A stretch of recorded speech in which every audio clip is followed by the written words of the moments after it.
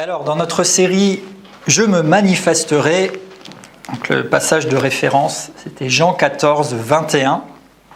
Et le premier message, c'était surtout une impulsion que je vous avais transmise. Et en fait, je ne sais plus si j'avais annoncé que ce serait une série ou si j'avais pressenti que ça le serait. Mais en tout cas, c'est une série dans laquelle je voudrais vraiment qu'on regarde ensemble plusieurs choses dans la parole de Dieu et qu'on se laisse encore interpeller par le Saint-Esprit, par le Seigneur lui-même, à partir de ce verset, Jean 14, 21, et surtout la fin du verset. Alors on va le relire tout de suite ensemble, Jean 14, 21, où il est écrit « Celui qui a mes commandements et qui les garde, c'est celui qui m'aime.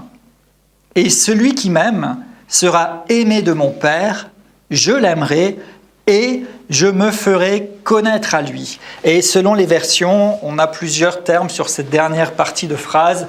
On peut avoir « je me manifesterai à lui », c'est la phrase que j'ai retenue. On peut avoir « je me montrerai à lui », « je me ferai connaître », « je me révélerai », « j'apparaîtrai », « je serai perceptible ». Donc toutes ces choses-là, c'est différentes facettes d'une même vérité. Jésus veut se manifester. Et il veut se manifester à vous. Alléluia. Et il veut se manifester à moi. Et je me suis saisi de cette parole en disant, Seigneur, si toi tu le veux, et moi je le veux aussi, alors qu'est-ce qui empêche ? Et je ne suis pas là aujourd'hui pour chercher tout ce qui peut nous déranger ou nous empêcher. Je suis plutôt là pour, ensemble, chercher le conseil de Dieu et voir certaines choses qui peuvent, au contraire, nous favoriser, nous aider à chercher la manifestation du Seigneur, pourquoi pas, en tout cas, à permettre au Seigneur de se manifester dans notre vie, et c'est beaucoup plus juste dans ce sens-là. Donc le premier message, c'était vraiment de vous exhorter en disant, est-ce que vous l'attendez ? Parce que quelquefois nous prions, nous faisons des choses, mais qui sont réduites à des disciplines spirituelles, à ce que j'ai osé appeler une religion rituelle, mais nous voulons le vrai. Amen. Nous voulons le vrai truc, si on peut dire truc. Nous voulons la réalité. Et ce qui est merveilleux, c'est que la parole de Dieu donne tous les éléments pour ça. Donc c'est pas qu'aujourd'hui, tout d'un coup, ou bien il y a quelques semaines, j'ai été piqué par je ne sais quoi, et puis que tout d'un coup, je m'excite. D'ailleurs, je vous l'ai déjà partagé, ça remonte aux années, d'ailleurs, c'est un anniversaire, c'était en 99. Quelqu'un m'avait dit, oui, mais de toute façon, ça te passera, tu es encore jeune. Parce qu'il trouvait que j'étais excité, enthousiaste et peut-être un petit peu comme je peux l'être en ce moment par rapport à la parole de Dieu, mais ça ne m'est pas passé. On est en 2019, ça fait 20 ans, ça n'est pas passé. Et ça ne passera pas, et ça ne fera qu'augmenter. Parce que plus tu goûtes à quelque chose d'excellent, et plus tu es enthousiaste pour cette chose-là. Et nous avons plus qu'une chose, nous avons quelqu'un. Nous avons Jésus-Christ. Et nous avons Jésus-Christ qui n'est pas juste un personnage historique, mais nous avons Jésus-Christ glorifié. Nous avons Jésus-Christ ressuscité, vivant et vrai. Et ce Jésus-Christ, certes, pendant qu'il était encore dans son corps terrestre et qu'il n'avait pas encore accompli son œuvre, mais il annonçait à ses disciples en disant « Les gars, si vous gardez ma parole, je me manifesterai à vous. » Et il disait ça prophétiquement en disant « Je me manifesterai pas seulement comme vous me connaissez maintenant dans la chair, mais je me manifesterai tel que je serai alors. Et alors je serai Jésus-Christ glorifié. » Et Jésus-Christ glorifié se manifeste avec sa gloire. Oui, c'est simple, mais c'est la réalité. Et quelquefois on dit « Oui, je voudrais mieux comprendre. » Ou je voudrais avoir une révélation de Jésus, mais si vous restez scotché dans les évangiles seulement, ou si vous restez scotché même dans les épîtres seulement, il manque quelque chose. Vous avez besoin d'aller là où Jésus-Christ est révélé. Et là où Jésus-Christ est révélé, c'est Apocalypse 1:1, révélation de Jésus-Christ. Et là, vous découvrez tel qu'il est. Et en fait, je vous fais un teaser, là, c'est un petit bonus, c'est un cadeau, c'est une bande-annonce comme au cinéma, parce que j'ai commencé à travailler, parce que l'Esprit de Dieu m'inspire, et je suis en train de préparer une série que j'appelle Révélation de Jésus-Christ.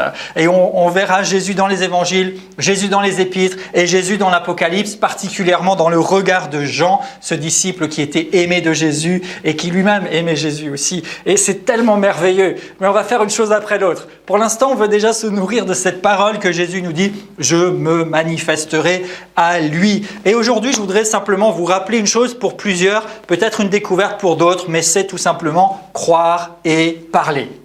Croire et parler. Et en introduction, avant de rentrer dans plus de détails, on est en train de vivre des temps un petit peu troubles. Un petit peu n'a même pas sa place, des temps troubles ici en France actuellement. Et finalement, peu importe d'où vous écouterez ce message et à quelle période vous êtes, il y a des troubles quelque part sur la terre. Et on n'est pas les seuls. Mais dans ces temps troubles, la parole de Dieu a des choses à dire. Et juste avant de revenir sur quelque chose, je vais vous montrer Psaume 11, versets 3 à 6. Et je voudrais qu'on se saisisse de ça en tant que croyants aussi. Il est écrit dans le Psaume 11, verset 3, « Quand les fondements sont renversés, le juste, que ferait-il » Et ça, c'est une bonne question. On peut se dire, mais quand tout est trouble et quand on veut s'attaquer même à ce qui paraît pouvoir faire la stabilité d'un pays ou d'une nation ou même à l'échelle internationale, qu'est-ce que doit faire le juste? Alors déjà, les versets suivants nous répondent en disant que l'Éternel est sur son trône. Et moi, j'aime cette idée que même si ça bouge et ça secoue sur la terre et dans nos réalités, Dieu est sur son trône. Et nous pouvons nous rappeler que Dieu siège, que Dieu règne, qu'il est dans sa gloire, quoi qu'il arrive. Et puis, le verset 7, à la fin, donne la réponse. Il dit « Les hommes droits contemplent sa face ». Donc, que faire quand il y a des troubles, quand les fondements sont renversés? Contempler la face de Dieu. Adorez-le, regardez-le, croyez, observez, découvrez, parlez, méditez. Contemplez sa face, tout simplement. Donc, quoi qu'il arrive, on ne veut pas contempler ce qui se passe. Bien sûr, il faut être au courant et regarder ce qui se passe. Mais qu'est-ce que doit faire le juste? Contempler la face de Dieu. Et la face de Dieu, c'est quelque chose de tellement glorieux, puissant, merveilleux. Et on voit que Dieu est sur son trône. Donc nous pouvons rester dans la stabilité, dans la constance et dans la confiance, parce que même si tout devait être secoué, nous contemplons la face de Dieu qui est sur son trône. Et c'est une excellente chose pour nous aussi, dans ce message, dans cette réflexion, je me manifesterai à lui. Eh bien, une excellente chose à faire, c'est de contempler sa face, c'est de le regarder, c'est de l'adorer, c'est de nous tenir dans sa présence, de nous tenir devant son trône de puissance, de gloire, d'autorité. Et tout cela, ça va contribuer à bâtir notre foi, puisque nous avons besoin, pour vivre la manifestation, de croire et parler. Donc, c'est assez évident le plan de ce message. Premier point, croire. Je viens de vous partager ça en introduction. Et puis, nous avons cette parole frappante de Jean 11, 40, lorsque Lazare est mort dans le tombeau, qu'il est déjà en train de pourrir. Et Jésus dira, « Si tu crois, tu verras la gloire de Dieu. » Et ce seul verset, et bien sûr l'Écriture abonde de choses qui viennent appuyer celui-ci, mais ce seul verset déjà contient beaucoup de choses. Il dit « Si tu crois, tu verras la gloire de Dieu. » Ça veut dire que la conséquence naturelle de la foi, c'est de voir la gloire de Dieu. Oui? Et ça veut dire que si on veut voir la gloire de Dieu, eh bien il faut croire. Mais c'est tellement merveilleux parce que nous avons bâti pour plusieurs, et gloire à Dieu pour ça, la foi et des fondements dans la parole et des choses sur lesquelles nous nous appuyons, nous croyons en Dieu, nous croyons Dieu, nous développons la foi de Dieu et c'est excellent, c'est merveilleux. Mais soyez conscients que si vous croyez, la conséquence normale, c'est de voir la gloire de Dieu.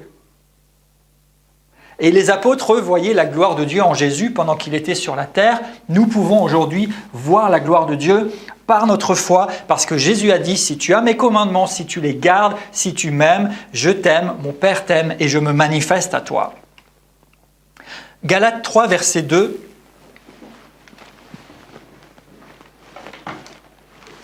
nous montre aussi ce rapport entre la foi et ce que nous avons à vivre et le domaine de l'esprit. Regardez, Paul devait faire des reproches, c'est vrai, aux Galates, parce qu'il s'était laissé impressionner par des gens qui voulaient les remettre sous des lois, des traditions. Mais ici, il leur dit une chose, Galates 3.2, il dit « Voici ce que je veux apprendre de vous. Est-ce par les œuvres de la loi que vous avez reçu l'esprit ou par la prédication de la foi ?» Et là aussi, on comprend, et Paul fait le rapport entre la prédication de la foi et le fait de recevoir l'Esprit Saint. le fait d'être revêtu, d'être baptisé dans le Saint-Esprit, que les dons du Saint-Esprit fonctionnent, toutes ces choses-là sont reliées à la prédication de la foi. Et si nous prêchons la foi, et si nous croyons, et si nous développons la foi, eh bien nous pouvons nous attendre à recevoir l'Esprit. Et ici, il dit l'Esprit, je ne suis pas dans sa pensée, mais quand vous lisez beaucoup Paul, quelque part, c'est un petit peu comme si vous aviez passé du temps avec lui. Et Paul, c'est quelqu'un qui choisissait très bien les termes qu'il utilisait dans ses épîtres par rapport au travail qui était le sien. Et ici, il dit juste que vous avez reçu l'Esprit. Il ne précise pas le baptême, il ne précise pas les dons, il ne précise pas, mettez le mot que vous voulez, l'effusion ou tout ce que vous voulez, ni l'onction, ni quoi que ce soit, il dit l'Esprit.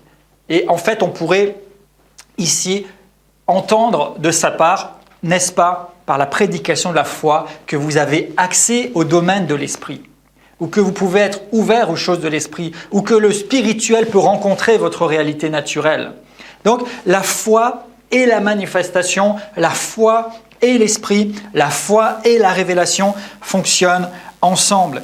Et régulièrement, il y a des passages, je vais vous en lire plusieurs ici, donc si vous arrivez à suivre, que vous êtes rapide, allez-y, sinon écoutez simplement. Mais je voudrais vous montrer ce rapport évident et qui revient tout le temps dans l'Écriture par rapport au fait que si nous avons foi, si nous faisons confiance à Dieu, il veut manifester ce qu'il appelle sa gloire. Et donc l'un des aspects, aujourd'hui je veux parler de croire et parler dans cette manifestation. Plus tard on parlera de différents aspects, si on peut dire, de la manifestation de Jésus-Christ.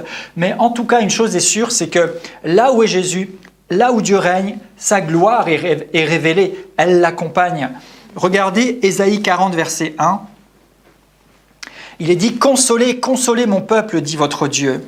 Parlez au cœur de Jérusalem, criez-lui que sa servitude est finie, que son iniquité est expiée, qu'elle a reçu de la main de l'Éternel au double de ses péchés. » Une voix crie « Préparez au désert le chemin de l'Éternel, aplanissez dans les lieux arides une route pour notre Dieu. Que toute vallée soit exaucée, que toute montagne et toute colline soient abaissées, que les coteaux se changent en plaine et les défilés étroits en vallons. Alors, verset 5, la gloire de l'Éternel sera révélée, et toute chair la verra, car la bouche de l'Éternel a parlé. Et ici, c'est une prophétie pour Jérusalem, pour le peuple de Dieu qui était à plusieurs périodes, dans des moments de dévastation. Mais je crois que pour nous-mêmes, à certains moments, et peut-être pour l'Église, peut-être pour la France et la francophonie, où il y a des choses qui peut-être sont restées un moment comme sèches ou de côté, eh bien, le Seigneur nous dit « Consolez mon peuple ». Et c'est quelque chose que j'ai sur mon cœur, comme si Dieu envoyait une parole de consolation en disant « Je veux me manifester », en disant « Ma gloire sera visible de tous ». Oui, elle le sera le jour du retour du Seigneur, où nous le verrons apparaître dans les nuages et où nous monterons vers lui, mais ce n'est pas que à ce moment-là. Il veut manifester et révéler sa gloire. Continuons, Habacuc 2,14. Habacuc 2,14, la terre sera remplie de la connaissance de la gloire de l'Éternel, comme le fond de la mer par les eaux qui le couvrent. Habacuc prophétise depuis l'Ancien Testament que la terre sera remplie de quoi? De la connaissance de la gloire de Dieu.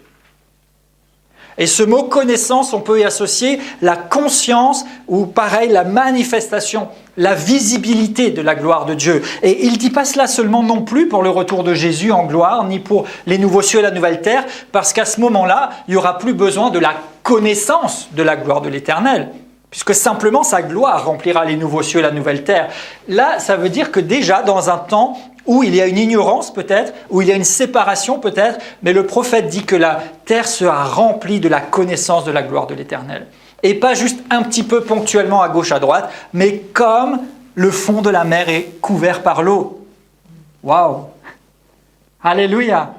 Et c'est une prophétie pour la terre. Moi, je la déclare sur vous et je la reçois sur ma vie, que ma vie soit remplie de la connaissance, de la conscience, du vécu, de la gloire de Dieu, comme l'eau couvre le fond de la mer. Je ne sais pas si vous avez eu l'occasion, mais pendant qu'on vivait sur une île, et moi, l'eau, c'est pas trop mon élément. Mais à un moment, on a quand même fait un truc un peu touristique et on a pris un bateau qui a un fond de verre. C'est-à-dire que vous êtes assis en bas, donc vous êtes sous l'eau et puis vous êtes entouré avec que des fenêtres pour voir ce qui se passe. Et pour le peu que j'ai pu voir, l'eau remplissait vraiment tout. D'accord? Et si vous êtes plus téméraire que moi, quand vous plongez ou quand vous allez vérifier si vous avez la mer pas loin de chez vous, même s'il n'y a pas la mer, regardez juste une rivière, c'est la même chose. Il n'y a pas une parcelle du fond de la mer qui ne soit pas recouverte par l'eau. C'est vrai, non? Oui? Et là encore, l'écriture, et Dieu ne choisit pas les illustrations au hasard. Parce qu'on pourrait discuter, oui, mais peut-être qu'il y a quand même un petit bout de terre qui est plus haut, alors il n'est pas couvert. Ça. Le fond des mers est couvert d'eau. Une fois qu'il n'y a plus d'eau, c'est plus la mer, tout simplement. Ok? Ça devient soit une île, soit la terre. Donc, et notre vie et la terre va être remplie de la connaissance de la gloire de l'Éternel, comme l'eau couvre le fond de la mer. Ésaïe 60, versets 1 à 7. Lève-toi, sois éclairé, car ta lumière arrive, et la gloire de l'Éternel se lève sur toi. Voici des ténèbres couvrent la terre et l'obscurité les peuples, mais sur toi l'Éternel se lève, sur toi sa gloire apparaît. Des nations marchent à ta lumière, des rois à la clarté de tes rayons. Je fais juste une pause. Là encore, vous voyez bien que ça concerne le temps terrestre, le temps de l'humanité, et pas les nouveaux cieux et la nouvelle terre, ou le retour de Jésus, parce qu'il y a encore des ténèbres, il y a des gens qui sont dans l'obscurité. Quand nous serons dans les nouveaux cieux et les nouvelles terres, il n'y aura plus de ténèbres, il n'y aura plus d'obscurité. L'Écriture dit dans l'Apocalypse qu'il n'y aura pas besoin de lumière, parce que Dieu lui-même sera notre lumière. Waouh, ça sera vraiment, vraiment magnifique. Je fais attention de ne pas trop déraper, mais c'est tellement merveilleux. Méditez ces choses, et c'est magnifique, c'est glorieux. Et développez votre foi et votre attente, oui, pour ce jour-là, mais même avant. Et quand je lis ça, je me dis, mais plus que jamais, on est dans cette période où l'obscurité couvre les peuples, où les ténèbres couvrent la terre. Mais il y a une différence avec nous, c'est que sur nous, sa gloire apparaît. Et on retrouve encore ce mot « apparaît ». C'est pas juste « j'ai mis ma gloire dans ton cœur et puis tu as une petite espérance pour plus tard ». Sur nous, et sur nous en plus, pas en nous. Nous savons que nous sommes remplis de sa gloire parce que nous avons le Saint-Esprit, parce que notre esprit a été régénéré. Mais ce n'est pas tout aussi glorieux que ce soit d'être rempli de la gloire de Dieu, mais sur nous, c'est-à-dire de façon externe, visible, évidente, sa gloire apparaît. Je reprends verset 4, « Porte tes yeux alentour et regarde, tous s'assemblent, viennent vers toi, tes fils viennent de loin, tes filles sont portés sur les bras. » Tout ça, c'est une promesse aussi par rapport à la restauration du peuple de Dieu, etc. Mais il y a des choses qui sont valables tout de suite à ceux qui ont reçu le livre, mais si c'est écrit dans la Bible et que c'est encore là, c'est vrai, c'est de l'Ancien Testament, donc c'est pour notre instruction, mais il y a des choses qui ont une résonance et un écho prophétique bien au-delà, et qui ont une résonance et un écho prophétique aujourd'hui. Et je vous invite à aller à la fin du verset 7, il est dit « Je glorifierai la maison de ma gloire ». Donc, retenez-le, on va y revenir. Ça paraît compliqué, ça va aller mieux dans quelques instants. Je glorifierai la maison de ma gloire, ok? On saute à AG 2.7 et j'en profite pour honorer et encourager Priscille qui fait la projection, surtout aujourd'hui, c'est une épreuve un peu, hein. Il y a beaucoup de versets, mais c'est une bénédiction pour ceux qui sont ici de pouvoir suivre les versets à l'écran. AG 2, verset 7, « Ainsi parle l'Éternel des armées. Encore un peu de temps, j'ébranlerai les cieux et la terre, la mer et le sec, j'ébranlerai les nations. Les trésors de toutes les nations viendraient, et je remplirai de gloire cette maison, dit l'Éternel. L'argent est à moi, l'or est à moi, dit l'Éternel. La gloire de cette dernière maison sera plus grande que celle de la première, dit l'Éternel. Et c'est dans ce lieu que je donnerai la paix, dit l'Éternel. » Donc là encore, on voit qu'une caractéristique de la maison de Dieu, c'est la gloire qui l'habite. 1 Corinthiens 3,16 maintenant, et là vous allez commencer à comprendre des choses parce qu'on vient dans du concret pour nous.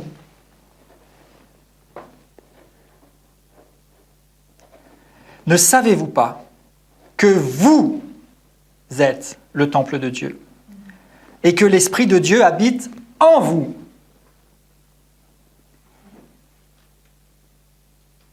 Qui est la maison de Dieu? Hein? C'est nous, c'est vous, c'est toi, c'est moi. Il dit, mais vous ne savez pas que c'est vous, le temple de Dieu? Et que l'Esprit habite en vous? Et je rebondis sur ce que je viens de dire, je glorifierai la maison de ma gloire, ou bien la gloire de cette maison sera plus grande. Vous êtes la maison. Et Dieu veut glorifier la maison de sa gloire En fait, il habite en vous, ça illustre ce que je viens de dire avant, il habite en vous avec gloire, mais il veut glorifier aussi la maison. Ça veut dire que sa gloire doit remplir toute la maison. Il n'y a pas juste une pièce où on a la gloire de Dieu. Ce serait, alors oui, je montre souvent mon ventre, ce serait notre esprit. On peut comprendre à travers la parole de Dieu que notre être spirituel ou intérieur, ça se passerait par là, mais j'en fais pas une doctrine. Mais en tout cas, oui, la gloire de Dieu habite en moi, mais ce n'est pas juste une zone ici où il y a sa gloire. Il veut glorifier la maison de sa gloire. Toute la maison c'est mon être entier. Paul parlait pas de maison à ce moment-là, il parlait plutôt d'une tente, peut-être parce que c'était son métier, peut-être parce qu'il avait en vue de vivre autre chose, parce que son corps était quelque chose de temporaire, mais n'empêche que Dieu veut glorifier la maison de sa gloire. Dieu veut remplir sa maison de sa gloire. La gloire de cette maison sera plus grande. Éphésiens 2, 19 à 22. Je vais un peu vite, mais c'est parce que je veux poser ces choses et je vous inviterai bien sûr à pourquoi pas reprendre et méditer. Et d'ailleurs, je vous transmettrai et on mettra à disposition avec le message aussi toute une liste avec des versets de l'Écriture sur la gloire de Dieu. Parce que la foi vient de ce qu'on entend et ce qu'on entend vient de la parole de Christ, Romains 10, 17. Donc entendez et parlez, je m'avance un petit peu sur la suite et quand je parle, j'entends. Donc ça, c'est merveilleux. Donc pour pouvoir bâtir la foi, pour pouvoir vivre la manifestation de Jésus-Christ, il nous faut croire et parler. Et pour croire, il nous faut la matière, il nous faut la parole, il nous faut le fondement pour notre foi. Et cette foi, ensuite, on va l'exprimer et on va parler ce qu'on croit et on va le vivre de plus en plus. Qu'est-ce que j'ai dit, Éphésiens 2 ? Éphésiens 2, 19. « Ainsi, vous n'êtes plus étrangers, ni gens du dehors, mais vous êtes citoyens des saints, gens de la maison de Dieu. » Donc, on est nous-mêmes une maison et en même temps, on fait partie de la maison de Dieu.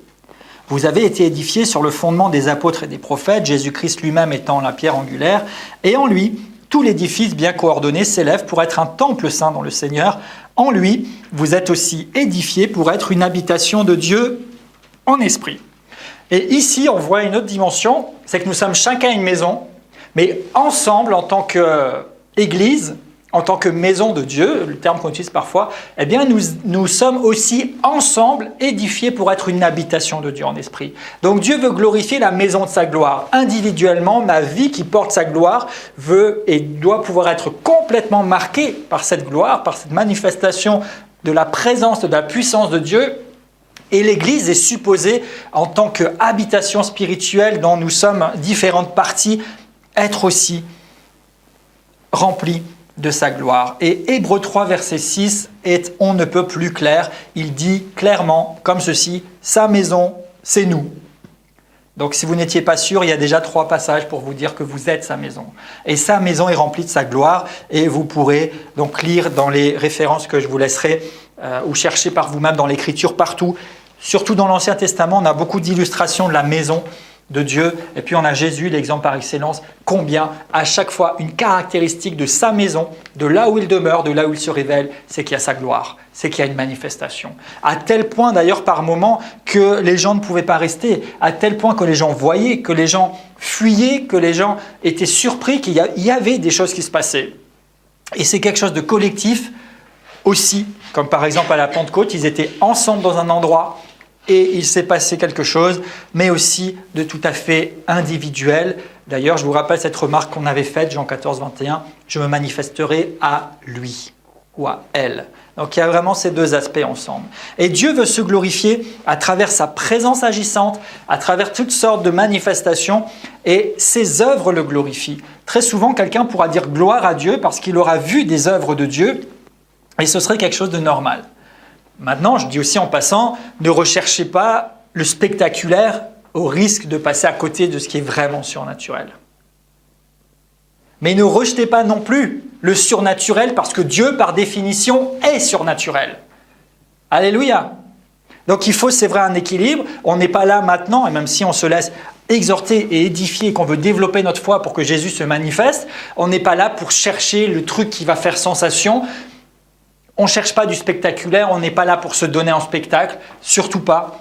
Mais on veut accueillir toute la dimension et la plénitude du surnaturel de Dieu dans notre vie. Et s'il y a du spectaculaire qui vient avec, eh bien qu'il y en ait. Et s'il y a des choses qui paraissent pas spectaculaires, mais pourvu qu'elles soient surnaturelles et qu'elles viennent de Dieu.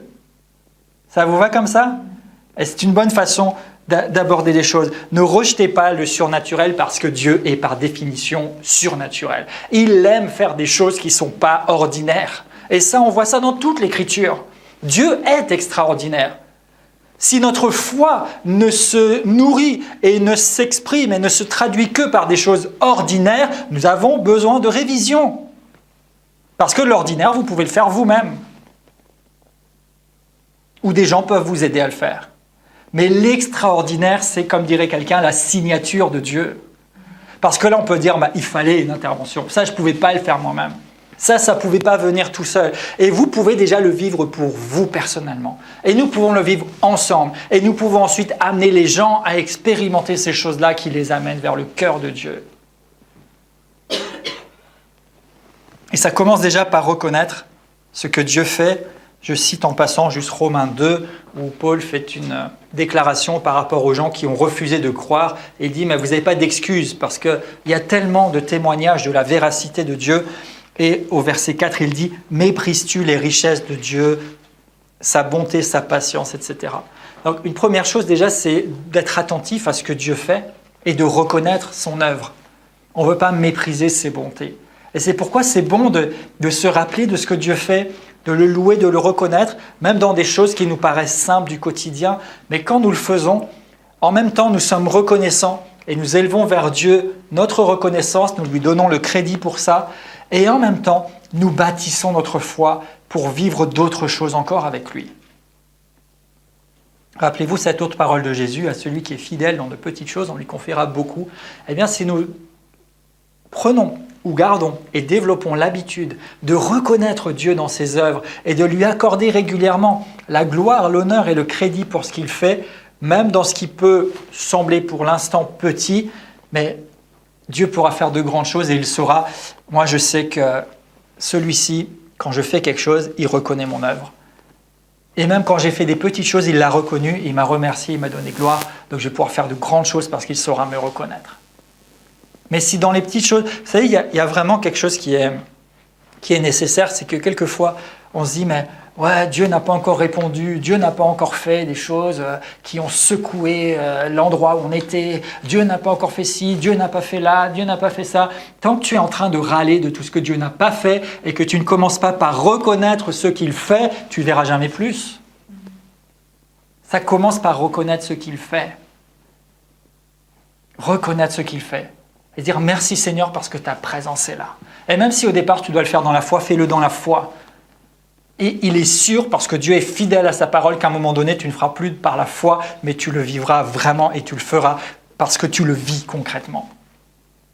Mais nous bénissons Dieu pour sa présence, nous bénissons Dieu parce que nous sommes en vie, nous bénissons Dieu pour toutes ces choses-là, parce que nous avons à manger, à boire, parce que ce matin ça va bien, parce que sa grâce est sur ma vie, parce qu'il y a des gens qui me font du bien, même si ça n'a pas l'air d'être Dieu, mais savoir le reconnaître derrière ça. Il n'y a pas longtemps, on était dans les périodes de fête et on a, nous, dans le village, des personnes qui sont venues sonner à la porte et qui nous ont apporté des cadeaux pour nos enfants. Et bien sûr qu'on leur a été reconnaissant à eux et qu'on a été vraiment touchés parce qu'on s'est dit, mais waouh, on ne s'y attendait pas. Mais on a béni Dieu pour eux et pour ça, parce qu'on sait que derrière, c'est Dieu qui anime les gens.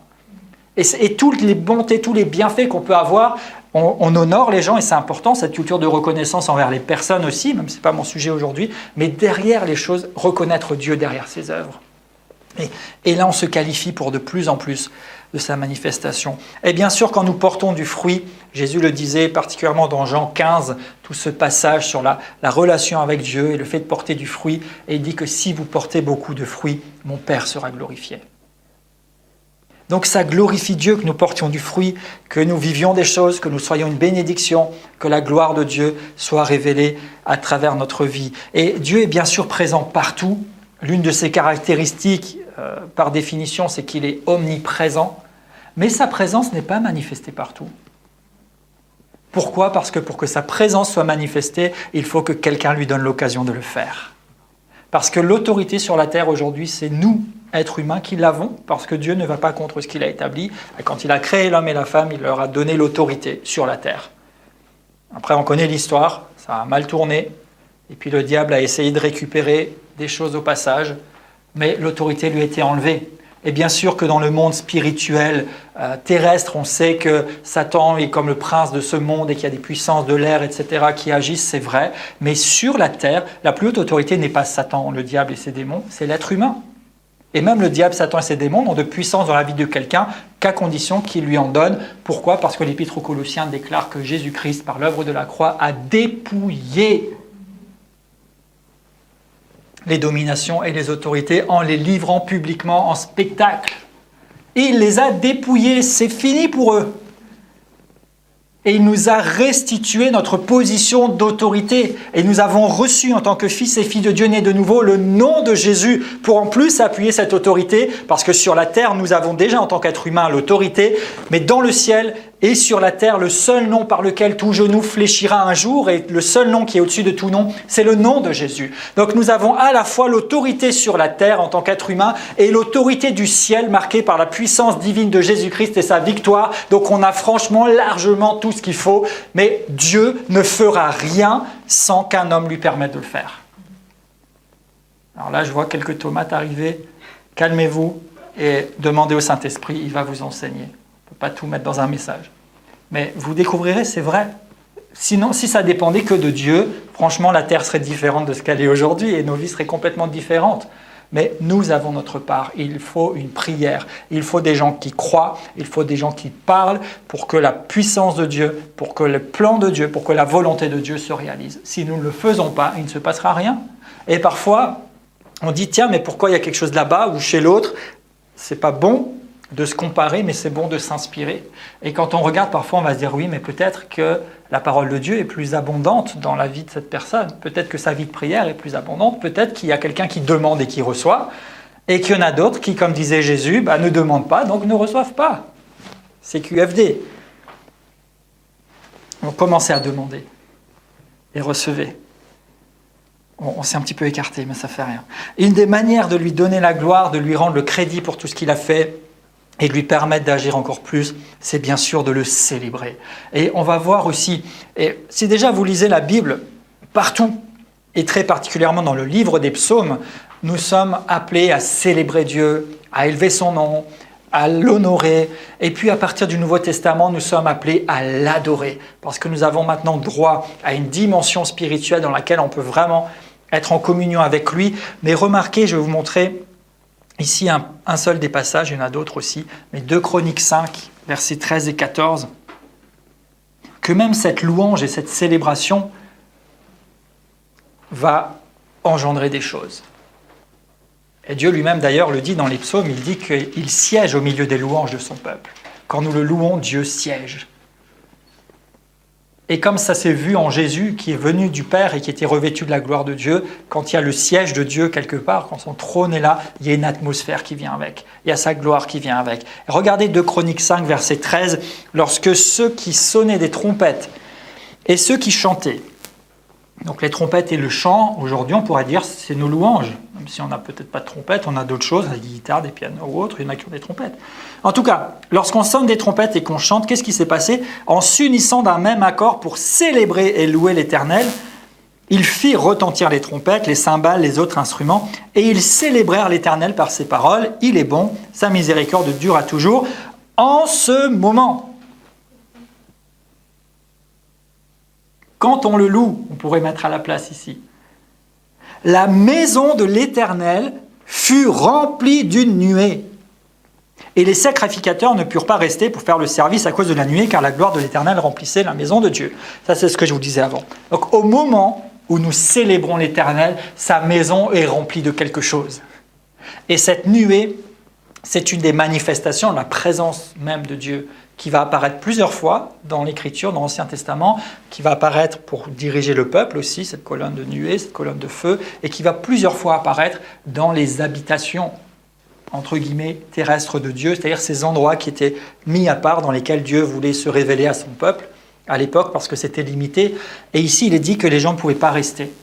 Ils ne pouvaient pas rester parce qu'ils n'étaient pas encore dans l'alliance dans laquelle nous sommes aujourd'hui. Mais nous, aujourd'hui, nous pouvons rester. Et nous devrions rester dans la présence agissante de Dieu et dans cette nuée et nous laisser transformer. Pourquoi ? Parce que l'une des choses extraordinaire qui s'est passé quand Jésus est mort à la croix, c'est que le voile du temple s'est déchiré, disant par là que désormais l'accès est ouvert. Et l'Épître aux Hébreux nous enseigne clairement que nous avons désormais un souverain sacrificateur qui par un seul sacrifice nous a rendus saints pour toujours et que nous avons maintenant une libre accès, que nous pouvons, un libre accès pour parler français, vers le trône de Dieu, dans le sanctuaire céleste, et nous avons le droit de nous approcher avec assurance du trône de la grâce, et j'en passe, et j'en passe. Et vous voyez, par exemple, je peux vous parler de ces choses spontanément parce qu'il y a des choses que j'ai mises dans mon cœur par rapport à ce que je crois, à ce que je veux vivre. Et c'est ce que je vais vous inviter à faire à travers ce message. Croire et parler. Mettez dans votre cœur la parole de Dieu par rapport à ce que Dieu veut faire dans votre vie. Croyez et parlez. Parlez ces choses. Parlez-en. Parlez-en le matin, à midi, le soir. Parlez-en tout seul. C'est pas grave. Dans le naturel, on va dire quelqu'un qui parle tout seul, c'est qu'il commence à dérailler un peu. Mais quand vous parlez, vous ne parlez pas tout seul. Vous parlez, vous témoignez de ce que vous croyez. Vous pouvez vous parler à vous-même. J'ai dit, la foi vient de ce qu'on entend. Donc si vous ne l'entendez pas d'ailleurs, parlez et vous entendrez. Et ça va bâtir la foi en vous. Vous parlez dans votre réalité. Vous parlez dans votre quotidien. On va y venir tout de suite. Romains 4, verset 20, il est dit d'Abraham qu'il ne douta point par incrédulité de la promesse de Dieu, mais il fut fortifié par la foi, donnant gloire à Dieu, avec la pleine conviction que ce que Dieu promet, il peut l'accomplir. Comment est-ce qu'il s'est fortifié dans la foi? C'est une question. C'est écrit là. En donnant gloire à Dieu. Donc vous voyez, quand vous donnez gloire à Dieu, vous êtes fortifié dans la foi et il avait la pleine conviction que ce que Dieu promet, il peut l'accomplir. Pourquoi? Parce qu'il a vécu des choses. Et comment il a vécu? Parce qu'il a cru. Le tout début, c'est Dieu a dit à Abraham, bon, prends tes clics et tes claques, on passe à autre chose. Bon, j'ai fait une version un peu plus moderne du sujet. Et sans savoir où il allait et ce que ça impliquerait, Abraham partit. Et il est dit plusieurs fois que Abraham crut à Dieu, ça lui fut imputé à justice. Romains 4 rend témoignage à la foi d'Abraham. Hébreux rend témoignage à la foi d'Abraham, et certains diront Abraham est le père de la foi. Nous, des fois, on voit ça comme ça, si l'Ouest est facile. Enfin, imaginez, c'est pas facile. Et à l'époque, il y avait d'autres réalités. On vivait normalement avec sa famille, un peu comme une tribu, souvent sur les mêmes terres. Et puis, c'était aussi la famille qui assurait notre prospérité, parce qu'on se transmettait peut-être les troupeaux, on se transmettait une renommée, on se transmettait du terrain, etc., etc. Et là, il dit, tu laisses tout, tu pars. Et Abraham a cru. Il est dit, il donnait gloire à Dieu. Et c'est comme ça qu'il a pu se bâtir aussi et savoir que Dieu répondrait. Et nous, quand nous adorons le Seigneur, 2 Corinthiens 3, 18, vous êtes familiers avec ce passage ou pas, mais nous tous, dont le visage découvert, contemplent la gloire du Seigneur, nous sommes transformés, métamorphosés de gloire en gloire, en la même image, par l'Esprit du Seigneur. Donc quand vous louez Dieu, quand vous dites ses grandeurs, quand vous l'adorez, vous le contemplez sur son trône dans sa gloire et vous êtes métamorphosés de gloire en gloire dans la même image. Ésaïe 6 nous rapporte le vécu d'une vision d'Ésaïe où il voit Dieu sur son trône et puis des choses qui se passent dans les lieux célestes et les anges qui adorent. Et il est dit qu'à un moment donné, alors que les anges disent « Saint, Saint, Saint est l'Éternel », la terre et les cieux sont remplis de sa gloire. Il est dit que les fondements de la maison ont été ébranlés et que la maison s'est remplie, là aussi, de la gloire, de la nuée, de la puissance de Dieu. Et dans l'Apocalypse, on retrouve encore des scènes d'adoration. Il est dit que devant le trône de Dieu, les gens l'adorent. Il y a ces vieillards qui l'adorent. Il y a ce même cri, Saint, Saint, Saint est l'Éternel. La terre et les cieux sont remplis de sa gloire. Donc quand nous l'adorons, quand nous disons ses bienfaits, quand nous lui rendons gloire, eh bien, sa gloire vient. Donc, et c'est une façon aussi dont nous parlons, quand nous donnons gloire à Dieu, quand nous prions, quand nous chantons, quand nous déclarons, nous parlons et il manifeste sa gloire. Et un exemple qu'on voit tout de suite après la résurrection de Jésus avec les disciples, c'est dans Luc 24, verset 13.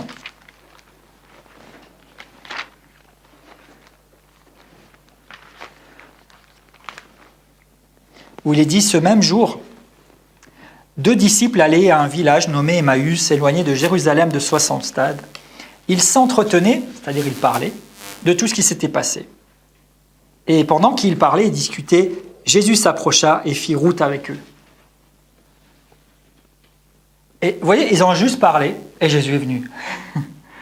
Et ça m'a vraiment frappé à un moment donné. Et ça fait partie des choses sur lesquelles je m'appuie en disant, mais Seigneur, si je parle de toi, si je parle ta gloire, si je parle ta puissance, si je parle la métamorphose, si je parle la guérison, la délivrance, le salut, si je parle des âmes qui se tournent vers toi, si je parle, Seigneur, ce que tu mets dans mon cœur, je sais que tu viens et tu es avec moi. Parce que quand on parle comme tu parles, tu es là. Et là, les disciples étaient en train de parler. Pour dire, ils parlaient de quoi? Ils ne parlaient pas de la pluie, du beau temps et des derniers potins de Jérusalem ou de Rome. Juste après, dans la suite du passage, on voit de quoi ils parlaient. Et ils disent même à Jésus, mais comment tu... Parce que Jésus leur dit, mais de quoi parlez-vous? Qu'est-ce que vous faites? Et ils vont dire à Jésus, mais comment tu es le seul qui ne sait pas tout ce qui s'est passé ces derniers temps? Et en fait, ils étaient en train de se parler de tout ce que Jésus avait fait, de tout ce qu'ils avaient vécu. Et pendant qu'ils parlaient de tout ça, Jésus vient. Waouh! Il suffit de parler. Alléluia! Quand on parle de Jésus, quand on parle de ce qu'il fait, de ce qu'il a fait peut-être dans l'Écriture, ce qu'il a fait peut-être dans nos vies, dans n'importe quelle situation, mais quand vous parlez de lui, Jésus vient. Et ce n'est que plus tard que les disciples vont le reconnaître et dire, mais c'est vrai, finalement, notre cœur brûlait en nous quand il nous parlait. Mais parce qu'il est venu vers eux cette fois-ci comme le ressuscité. Il n'était plus tel qu'ils l'avaient connu, eux, en tant que simplement Jésus dans sa forme humaine et terrestre. Mais ce n'est pas tellement le sujet. Plus tard, dans Jean chapitre 20, on voit que les disciples sont enfermés quelque part parce qu'ils ont peur. Vous vous rappelez de ça? Et Jésus apparaît. Jésus apparaît dans cet endroit où ils sont. Et même s'ils étaient enfermés, et même si peut-être on peut se dire, ouais, les gars, c'était des poules mouillées, des trouillards, ils se sont planqués, ce que vous voulez. Ce n'est pas précisé, mais je pense qu'ils devaient être en train de se parler et de se dire, mais tu te rends compte de ce qu'on vient de vivre pendant 3 ans? Et tu te rappelles quand Jésus a nourri ces 5000 hommes et femmes avec le goûter d'un gamin et qu'il restait des paniers pleins? Et tu te rappelles quand il t'a appelé Pierre, tu te rappelles de ça? On était dans la barque, on avait la trouille comme tout. Et toi, je ne sais pas ce qui t'a pris, tu as dit, mais Jésus, si c'est toi, dis-moi de venir. Il t'a dit, viens, et puis tu es allé, et puis tu as marché. Waouh! Et tu te rappelles ce paralytique, et tu te rappelles cet aveugle, Jésus, il crache, il fait de la boue, tout le monde était là, qu'est-ce qu'il nous fait? Et l'aveugle a été guéri. Et tu te rappelles ces lépreux. Et tu te rappelles, ce n'est pas écrit, mais il est fort possible. Et pendant qu'ils sont en train de discuter, Jésus vient. Et il se montre à eux, il dit, les gars, je suis là. Et même si Thomas avait du mal à croire, Jésus ne lui a pas fait le reproche, il a dit, viens, il touche. Et ici, je veux rassurer quelqu'un, parce que vous pourriez vous dire, ouais, il nous parle de manifestation et tout, mais on a peut-être appris qu'il faut croire. Et puis, heureux ceux qui ont cru sans avoir vu. Jésus ne reproche à personne d'avoir voulu toucher, voir, entendre et goûter. Et au contraire, c'est lui qui nous dit, je me manifesterai. Et je crois même qu'il prend plaisir. Parce qu'en réalité, si nous venons pour le toucher, pour le goûter, pour le sentir, pour l'entendre, pour le voir, c'est déjà parce que nous avons foi qu'il existe et qu'il veut se révéler. Ce n'est pas un manque de foi de vouloir toucher. C'est juste accepter et s'aligner sur ce que Dieu veut faire. Il veut se manifester. Mais est-ce que toi, tu veux le toucher? Est-ce que toi, tu veux le voir? Quelquefois, il se passe des choses de la souveraineté de Dieu où il va vous tomber dessus. Mais la plupart du temps, ceux qui vivent des révélations de Dieu, c'est ceux qui cherchent la révélation de Dieu parce qu'ils se laissent trouver si nous le cherchons, parce qu'il nous dit rechercher les choses d'en haut, parce qu'il nous dit de croire et de parler. Et plus nous croyons, et plus nous parlons, et plus nous voyons. Parler, parler, parler de lui. Romains 4, je reviens juste en passant, ce n'est pas peine de le rechercher, mais il était dit que Abraham croyait en Dieu qui est capable de donner la vie aux morts et qui est capable d'appeler à l'existence les choses qui ne sont pas comme si elles étaient. Et nous avons nous-mêmes le droit d'appeler ces choses à l'existence. Quand nous les parlons, nous les appelons à l'existence. Quand nous parlons la gloire de Dieu dans une réunion, nous appelons la manifestation de sa gloire à l'existence. Quand nous louons et nous adorons Dieu, c'est pas juste parce que ça fait bien d'occuper le début du culte comme ça fait de l'animation. Nous parlons des choses, nous libérons des paroles, nous changeons l'atmosphère et nous permettons au Seigneur de venir faire ce qu'il veut faire parce que nous disons, Seigneur, on est là, tu veux te manifester, nous on veut ta manifestation. Et simplement on s'attend à lui et on lui donne l'occasion de le faire. Donc, parler de lui pour qu'il se révèle. Trop de gens parlent constamment du diable, des démons, de ce qui se passe, de ce qui ne se passe pas, de ce qui ne va pas, etc. Changez votre langage et parlez ce que vous voulez. Parlez ce que vous voulez. Ce que vous parlez, c'est ce que vous vivez. Ce que vous parlez, c'est ce qui se manifeste. Ce que vous parlez, ça vient à vous. Et je vais terminer en vous lisant rapidement juste 3 passages et 3 fondements. Et si vous avez besoin de vous édifier dans ça, je vous conseille de retrouver la série notamment sur la foi que nous avons en libre accès sur notre site, où vous avez tout un enseignement sur la foi et particulièrement aussi comment elle se manifeste et le fait de croire et parler.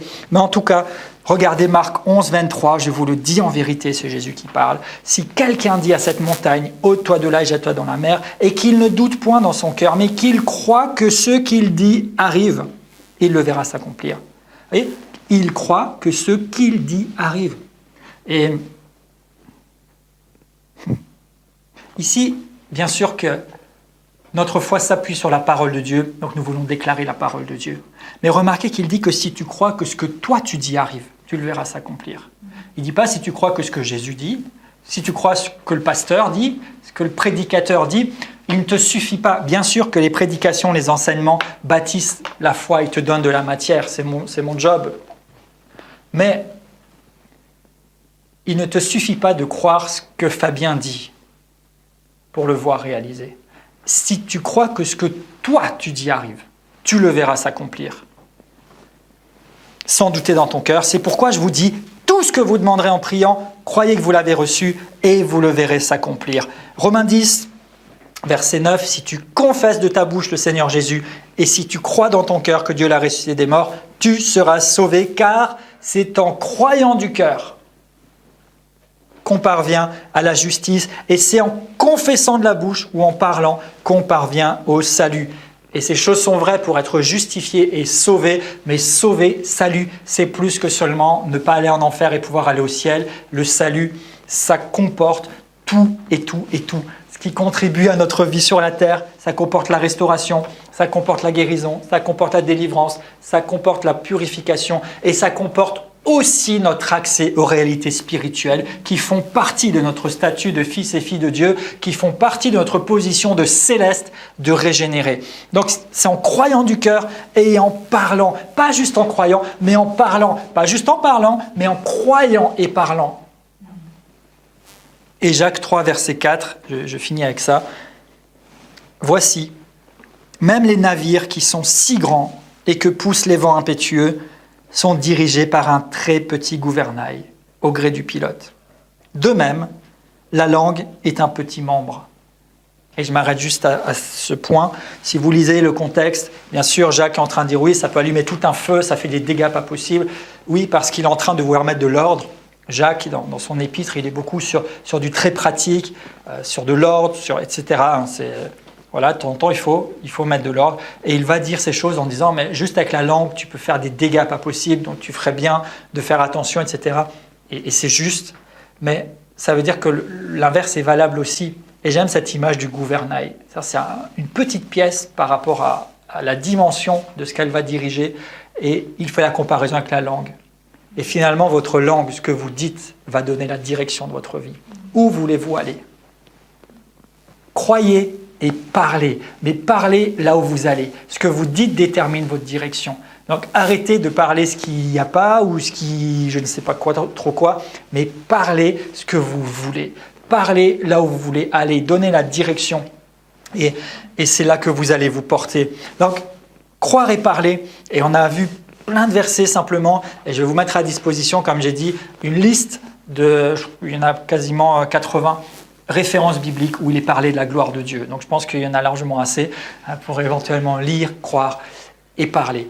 Mais Jésus a dit « je me manifesterai ». Et avant de dire comment ça peut se faire, quoi vivre, comment vivre, rappelons-nous des choses qui pourraient sembler des bases, mais il y a des choses qui restent vraies parce que c'est des lois spirituelles. Donc, Jésus a dit « je me manifesterai à celui qui a mes commandements ». Et parmi les commandements de Jésus, il nous dit de croire et il nous dit de parler. Plusieurs fois dans l'Évangile, croyez et parlez. Et je vous engage à parler ce que vous voulez. Je nous engage ensemble à parler ce que nous voulons. Qu'est-ce qu'on veut vivre en tant qu'assemblée? Qu'est-ce qu'on veut quand on est dans une réunion? Qu'est-ce qu'on veut quand on sort pour témoigner à quelqu'un? parlez ce que vous voulez. Et puis parlez de Jésus, parlez de sa gloire, parlez de sa grandeur, parce que quand vous parlez de lui, il vient. Bien sûr, il est avec vous tous les jours, mais quand vous parlez de lui, il aime venir rendre témoignage, et c'est déjà ce qu'il a fait avec les disciples, et là je m'arrête vraiment, mais il est dit que, alors qu'il les a envoyés, Jésus confirmait sa parole par les signes, prodiges et miracles qui accompagnaient les disciples. Jésus aime confirmer. Quand tu parles la parole de Dieu, quand tu parles de Jésus, quand tu parles ce que tu crois, quand tu parles ce que tu vises, en écoutant dans ton esprit ce dont le Saint-Esprit témoigne, tu donnes à Jésus l'occasion de venir, tu lui donnes l'occasion de se manifester, tu lui donnes l'occasion de révéler toute sa personne, toute sa puissance et toute sa gloire. Jésus a dit « Je me manifesterai ». Alors, notre part, en tout cas c'était l'exhortation d'aujourd'hui, c'est de croire et parler. Amen.